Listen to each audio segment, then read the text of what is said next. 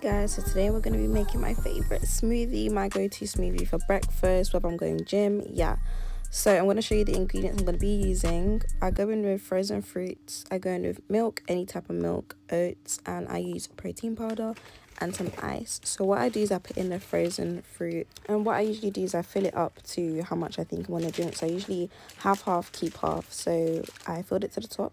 Yeah, that's how much I put in. Then I go in with my lacto-free milk because I'm a lacto babe, but you can go in with any milk, but I just feel like this milk is healthy anyways. And I then go in with my oats. I had some earlier, but I made more, so yeah.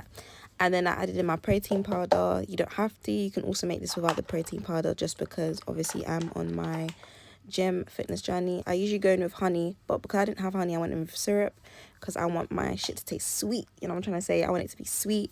And I hate tasting the powder, so I just had to, add something sweet. We're now gonna blend this shit together. And I love this blender. When I tell you guys, you will always catch me making a smoothie, even if it's not this one. Let me know if you guys want to see more smoothies down below, but I guarantee I'll probably use this machine more than my mom does, and she bought it.